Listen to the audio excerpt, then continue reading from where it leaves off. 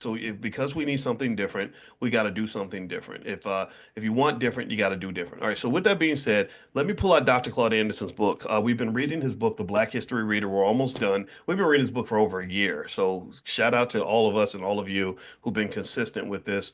We've gone through all of his. We went through his book, Powernomics. We went through his book, Black Labor, White Wealth. We're about to finish The Black History Reader. And in fact, at some point, I'm going to ask you all to make some suggestions over what book we might do next. Maybe we'll do my book, The Ten Commandments of Black Economic Power. That might be one that we can cover. And then, but then there are other books out there that are really great. And so if you don't, if you can't afford to go to a university and be taught by a professor, just know that I'm a professor and I'm here not just with you every Wednesday for Powernomics training, but every single morning we do our millionaire training camp, aka Money in the Morning, aka Economic Elevation. That happens every morning at 10 a.m. So if you're not on the text list to be invited to that morning private Zoom that we do every single day, text the word morning on your phone to the number 87948. So text morning to 87948 and I'll send you an invitation.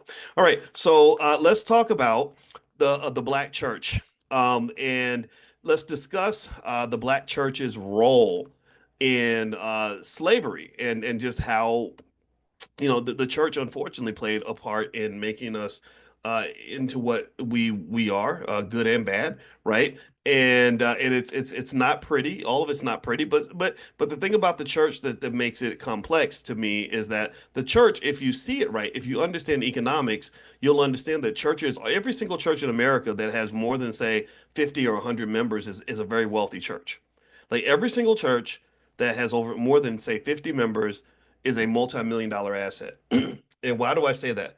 Well, because economic theory basically is built on this idea that when you bring people together, you have the capacity and the ability to form an economic ecosystem. Okay. You can develop an economic ecosystem. That's all an economy is.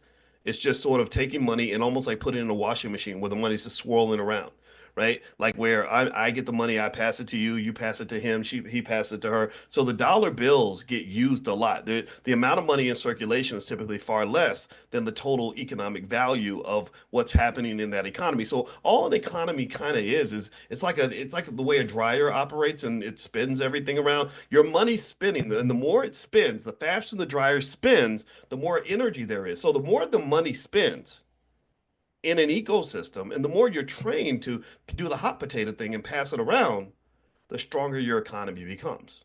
Do you follow me? Do you understand? Do you get what I'm saying? I've never explained it this way before because I kid you not.